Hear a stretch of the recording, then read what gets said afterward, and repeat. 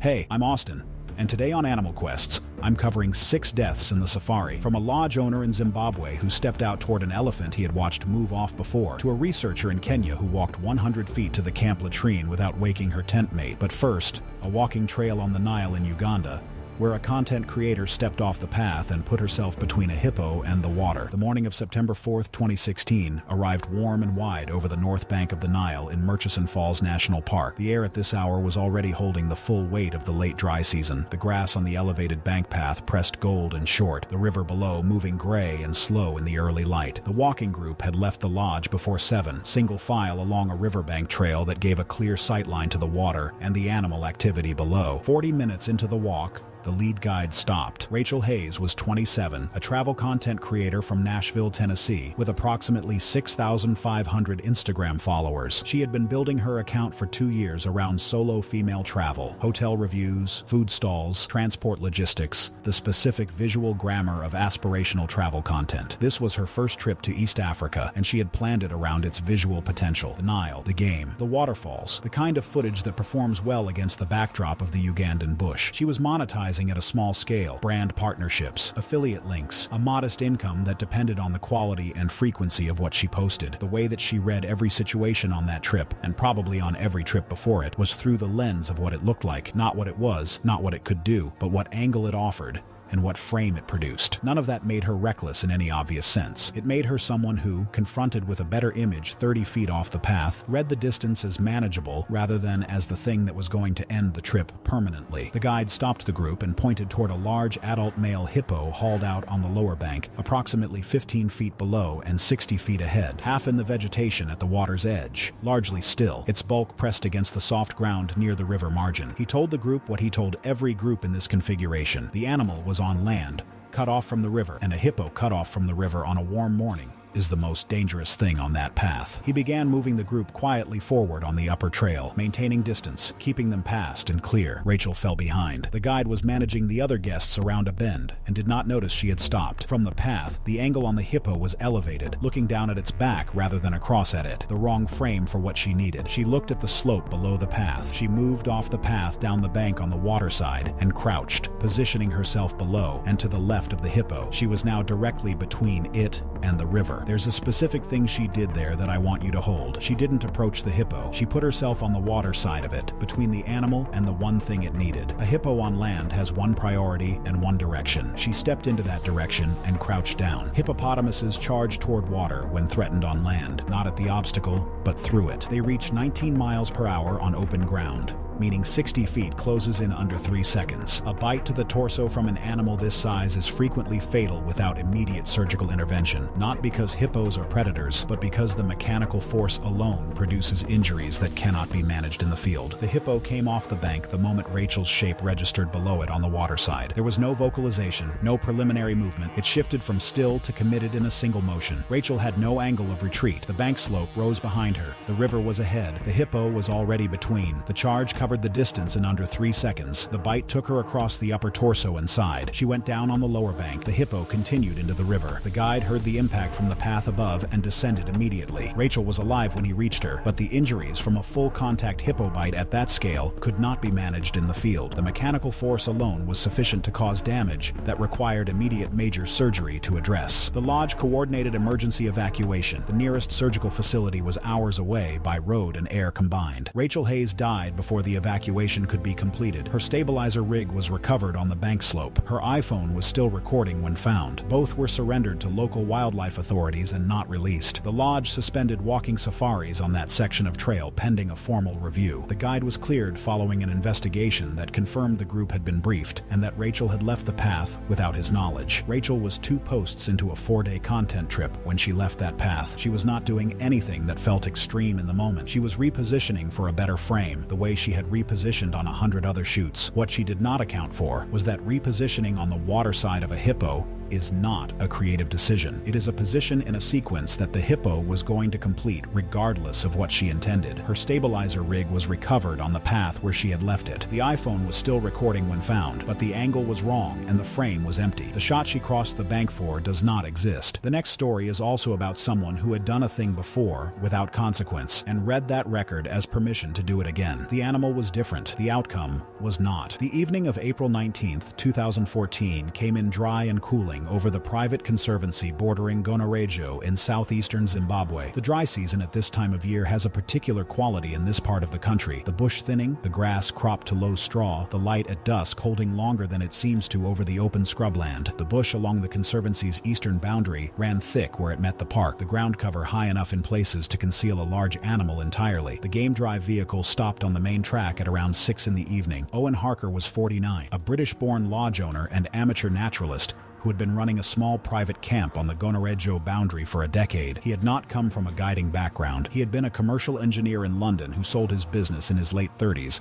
and built a camp on leasehold land that gave him what he had been looking for since his first trip to Africa in his 20s. He was not a certified guide, but he had spent 10 years driving his own land, watching the same animals move through the same terrain across the same seasons, and he had built a working knowledge of the wildlife on his property that he trusted the way he had once trusted his professional instincts. A large bull elephant had been moving through the eastern section of the conservancy for 2 weeks, grazing near the boundary. Owen had driven out twice to observe it, and each time the elephant had moved away from the vehicle without incident. He had watched this specific animal leave twice and come away both times. That was true. What was not true was the conclusion he drew from it, that twice going well meant the third time would go the same way. Owen found the elephant in less than 20 minutes. The bull was feeding at the boundary tree line, working through the low mopane scrub, visible from the track. He stopped the vehicle and assessed. He had seen this animal before, knew its size, its general bearing, what it looked like when it was feeding without disturbance. What he saw that evening looked the same as what he had seen on the 2 previous occasions. He stepped out of the vehicle. He moved toward the tree line on foot to get a cleaner look at the animal's position in the scrub. He had not told anyone at the camp he was going out. He did not carry a firearm. What he also did not do was consider that the elephant, having been approached twice on the same ground in 2 weeks, might now be positioned differently, deeper in the bush,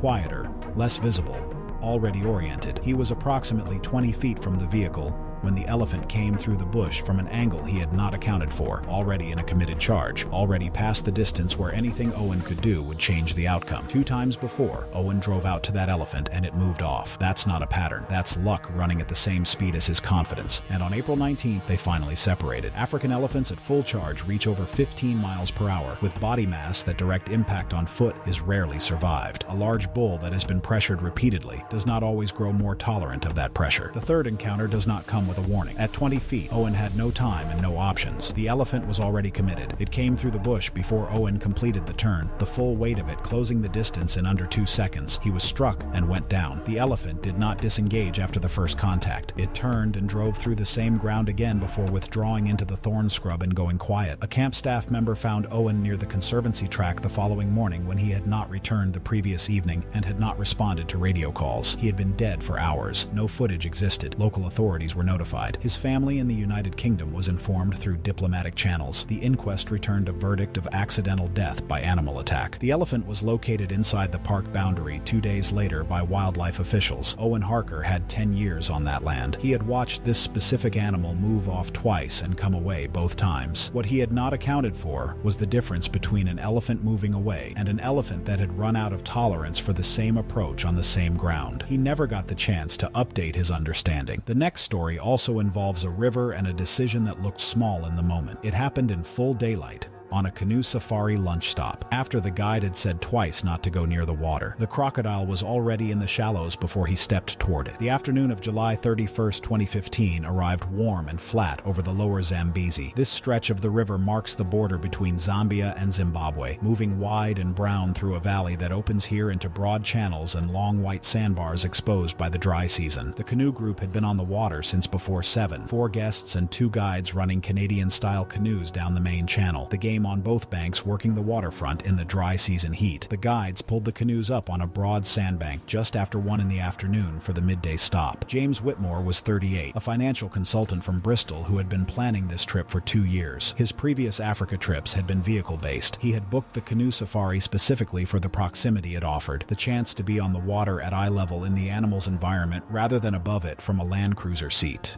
The pre-departure briefing that morning had been thorough. At the lunch stop, the lead guide had walked the group through the sandbank boundaries. The shaded area in the center was the designated safe zone. The waterline was not, and no one was to approach the river beyond a clearly marked point. James had listened to every word of it. The group ate in the shade of an acacia at the center of the sandbank. James kept his camera out throughout. The Zimbabwean tree line across the channel, a hippopod surfacing in the deep water to the east, a fish eagle in the branches overhead. 50 feet to the left of the group, along the bank edge, he noticed a shape in the shallows at the waterline, low, dark, partially obscured by the reed overhang. He moved toward it. The lead guide called to him twice to come back to the designated area. James raised his hand without turning and kept walking toward the shape in the water. He knew what was in that river. He had been briefed that morning and briefed again at the lunch stop and called back twice while he was already walking toward it. He went anyway because it was 50 feet away and the water looked shallow and the shape looked interesting. That's the whole decision. Nile crocodiles at sandbank margins are not passing through. They are positioned in the specific zone between open water and exposed bank where prey arrives. At close range from shallow water, first contact and full submersion happen in one continuous motion. The sequence takes seconds. James was approximately 12 feet from the water's edge when the crocodile came out of the shallows. The contact was immediate, a strike from a stationary animal that had been holding position at the bank margin, concealed in the shallow water between the sand and the reed edge. The guide reached the bank within seconds of the impact. The river had already taken James. A search of the bank and immediate channel was organized within minutes, and emergency contact made with park authorities. James Whitmore's body was recovered the following morning in a shallow backwater approximately 2 miles downstream. His camera was found on the sandbank at the point where he had stopped walking. The memory card was surrendered to park authorities and not released. His family in the United Kingdom was notified through diplomatic channels. The formal investigation cleared the guide, who had followed every correct protocol, and concluded that James had proceeded against 2 explicit instructions. James Whitmore had spent 2 years planning that trip. He had researched the Zambezi, asked about it, been briefed on it twice that morning. He walked toward the shallows anyway because the shape was interesting and the water looked shallow, and he was 50 feet from the group with his camera. He understood the risk in the abstract. He did not apply that understanding to the 12 feet of sandbank between him and what was already waiting there. The next story happened in daylight, in open ground, with a supervisor standing right beside her, until she moved 60 feet ahead of him, past an acacia cluster, to within 80 feet of a lion at a fresh kill. The morning of March the 7th, 2017 came in clear and cool over the floodplain woodland of the Okavango Delta. The dry season in this part of Botswana leaves the landscape open and traversable. The grass is flat, the taller vegetation concentrated along channel lines and around acacia clusters, visibility extending across the open ground for several hundred feet in most directions. The research team had been tracking a resident lion pride on foot since first light, maintaining the careful distance that keeps both parties outside each other's awareness. By mid-morning, the pride was at a fresh kill approximately 140 feet from where the researchers stopped. Emma Thorpe was 23,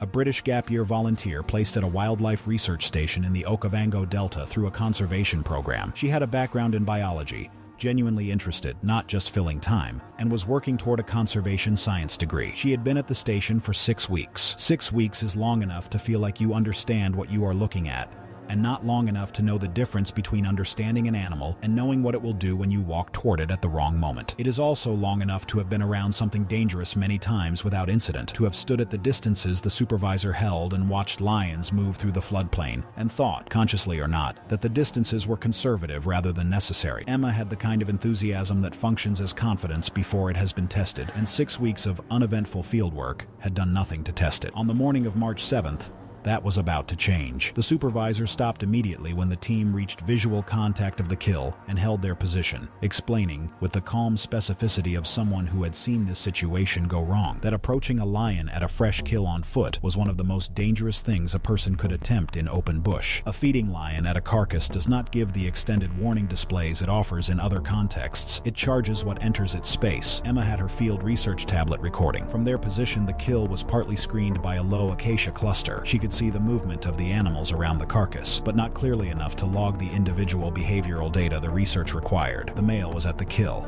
feeding. She could hear it. She could not see it well enough. The supervisor turned to use his radio to log the sighting with the station. It took 30 seconds, perhaps 40. Emma moved 60 feet forward, stepping into open ground at approximately 80 feet from the carcass, alone, separated from her supervisor by the acacia cluster. 60 feet, that's what she gained. 60 feet and a clear visual on the kill, alone at 80 feet from a lion that had not finished eating, with her supervisor on the other side of the trees. She had the frame she needed, she just couldn't use it. A lion at a fresh kill will charge anything that enters its space, often without a warning display. At full speed, it covers 65 feet in under a second. A forepaw strike produces deep lacerations that, in a remote location hours from surgical care, are difficult to survive. The lion at the carcass saw Emma the moment she stepped into open ground. It came off the kill without warning, covering the 80 feet between them in under 2 seconds. Emma had turned to retreat when the strike reached her, the lion's forepaw driving her to the ground with the full weight of the charge behind it. The lion stood over her. The supervisor heard the impact and ran immediately, shouting, reaching open ground within seconds. The lion retreated into the acacia scrub. Emma was on the ground. The field tablet was still recording. Emma was alive when the supervisor reached her and applied field treatment. The forepaw strike had opened deep lacerations across her back and shoulder, and the lion had made a secondary bite contact before the supervisor's approach drove it off. The blood loss from the combined wounds was significant and not controllable with field equipment. Emergency evacuation by air was coordinated through the research station, but the station was more than 2 hours from the nearest surgical facility. Emma Thorpe died from blood loss before the aircraft arrived. The field research tablet was surrendered to local wildlife authorities and not released. The supervisor was cleared. His account was fully corroborated by the tablet recording. Emma Thorpe had 6 weeks of field time. She understood what lions were, had watched this pride through binoculars at distance, had logged its behavior across weeks of observation from positions the supervisor chose and held for specific reasons. None of that is the same as understanding what 80 feet from one of them feels like once it decides to move. Her supervisor understood the difference. It is why he chose and held those positions. That gap between what she knew and what he knew is the whole of this story. The next story belongs to someone with 12 years of professional experience leading walks in black rhino territory. He did not make a reckless decision. He made the correct professional call. The animal was already inside the distance that any response could address. The morning of January 22, 2018 arrived cold and clear over the private conservancy in KwaZulu-Natal. January in this part of South Africa is midsummer. The bush thick and green from the rains, the vegetation higher than at any other time of year. Visibility on foot compressed by the growth to distances that make early morning walks both productive and demanding. The conservancy supported a closely monitored black rhino population, and the walking safaris it offered operated under strict management protocols that any walking operation in rhino territory requires. The group of 4 guests had been out with their guides since 6:30. Tom Haas was 43, a South African professional walking safari guide who had been working in black rhino territory for 12 years. He was fully certified and had completed the additional specialized training that rhino territory walking operations require. Training that exists because black rhinos and walking safaris interact in ways that demand a specific, practiced response set. He had managed rhino contact on foot before. Read the signs, made the calls, executed the protocols, brought the group home. He was good at his job in the specific way that comes from doing something difficult correctly many times over many years. On the morning of January 22nd, he detected the rhino at 40 feet and immediately placed himself between it and his guests. Everything he did from that moment was correct. The distance did not allow for a correct outcome. The black rhino had been moving through the thick midsummer vegetation roughly parallel to the walking group's line of travel. Tom had been tracking the sound of it. Vegetation movement on the right flank, audible but not yet visible, closer than he was comfortable with. His read on the animal's direction suggested it would pass ahead of them. It did not. The rhino came through the vegetation and into the open at approximately 40 feet from the group. Already oriented toward the nearest human presence, Tom immediately moved to the front of the group, placed himself between the rhino and the guests, and told them once to move back. At 40 feet, a black rhino is already inside the minimum distance that walking safari protocols are designed to address. Tom knew exactly where that distance was. He stepped toward the animal anyway. Tom knew what 40 feet from a black rhino on foot looked like. He had been close before and managed it. He knew his guests could not move faster than what was coming. He stepped toward it anyway, because that is what the job requires. That's the specific cruelty of his case. Black rhinoceroses charge on scent and sound with limited hesitation once committed. A full charge from a large adult covers 40 feet in under 2 seconds. A direct strike from a black rhino at that speed and mass-produces injuries that are rarely survived without immediate surgical intervention. Tom raised his rifle and fired a warning shot. The sound had no effect. The rhino was already committed and the distance was already gone. He was struck before he could fire again, the horn catching him across the lower torso as the animal's full momentum drove through. He went down on the open ground.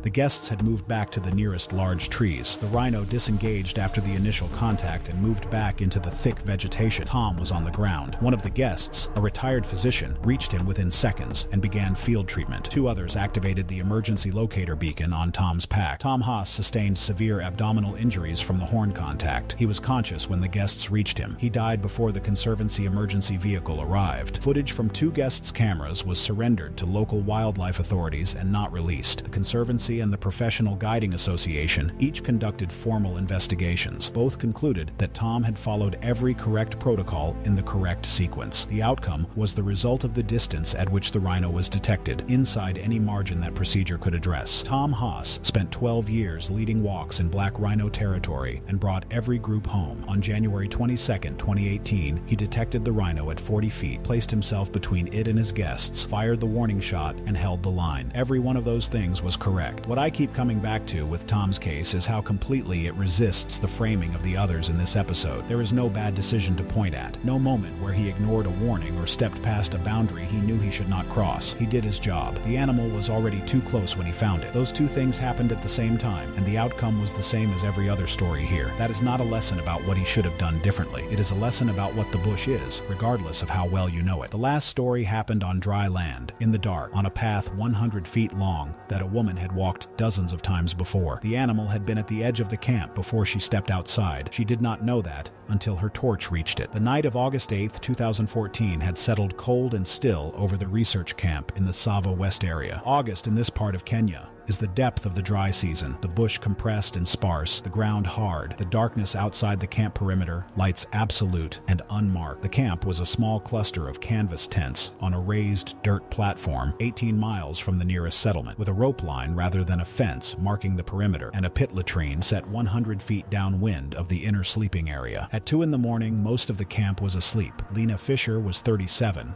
a German wildlife researcher from Leipzig working on a behavioral study of large carnivores in the Tsavo ecosystem. She had been in Kenya for 4 months on her current research cycle and had spent 3 of those months living at this camp, not as a tourist or a volunteer, but as a working field researcher who understood how the camp operated and why. She knew the protocols. She had been the one explaining them to newer arrivals. The rule was explicit and documented. No one moves to the latrine or beyond the perimeter rope at night without a second person. The rule existed because leopards moved through the camp area regularly. Tsavo West supports a significant leopard population, and a bush camp at night, with its cooking smells and accumulated food waste, draws them in closer than most people who sleep there realize. Lena had followed the rule without difficulty for months. She had never found it burdensome, never resented it, never thought of it as excessive. On the night of August 8th, she woke at 2 in the morning, looked at the 100 feet between her tent and the latrine, listened to her tent mate breathing steadily beside her, and decided the distance was short enough that she did not need to wake her. She picked up her torch, unzipped her tent quietly, and walked toward the latrine. She did not call out to the camp. She did not alert anyone. The walk takes less than a minute in daylight, and not much more in the dark with a torch. She had done it dozens of times with a colleague beside her, had never thought much about the protocol beyond the practical fact of following it. This time felt the same as those times, except for the absence of the second person. And in the dark, at 2 in the morning, that absence felt like a minor inconvenience, rather than the thing that defined the outcome. What she did not know was that a leopard had been moving through the outer camp area for some time before she stepped outside, drawn by the food preparation smells and the accumulated organic scent near the latrine. The leopard was crouched in the shadow of the acacia scrub between the inner tent cluster and the latrine when Lena's torch swept the path ahead of her. The leopard was already there. That's what I keep coming back to with Lena's case. She didn't walk towards something she heard or saw. The animal had already come to the camp. By the time she unzipped her tent, the only variable left was whether anyone walked out alone. Leopards investigating bush camps move quietly and can be within feet of a person before the torchlight reaches them. A leopard that is cornered or approached suddenly at close range responds responds without interval. Their bite targets the neck and skull. A single bite that opens the major vessels at the neck produces blood loss that cannot be controlled in a field setting. Lena's torch found the leopard at approximately 15 feet, already crouched and oriented toward her. The attack followed without interval. The leopard closed the distance and drove her to the ground, the bite taking the left side of her neck. She called out. Her tent mate woke within seconds and sounded the camp alarm. 2 other researchers came out within a minute. The noise and movement caused the leopard to disengage and move into the bush. Lena Fisher was on the ground near the latrine path. The researchers applied pressure with the camp's medical kit and kept emergency contact lines open. The bite had opened major vessels on the left side of her neck, and the blood loss could not be controlled with field equipment. Evacuation was coordinated, but the nearest surgical facility was more than 3 hours away. Lena Fisher died at the camp before any transport arrived. Local wildlife authorities were notified and a full investigation was conducted. All camp members provided accounts. No footage existed. The camp's safety protocols were formally revised after the incident to require a mandatory 2-person escort for any movement outside the inner perimeter after dark, without exception. Lena Fisher had followed that protocol for months without once finding it a burden. She knew why it existed. She had written it into her field notes, had explained it to others, had been the one enforcing it. On August 8th, she woke up. The distance was 100 feet. Her colleague was asleep, and she made the calculation that most tired people in that moment would have made. That is the thing about protocols in remote field environments. They are not designed for easy conditions. They exist for exactly this. The moment when you are tired, the distance seems short, and waking someone feels like too much. The leopard had come to the camp before she stepped outside. The protocol was not a formality. It was the only thing standing between her and what was already waiting in the dark.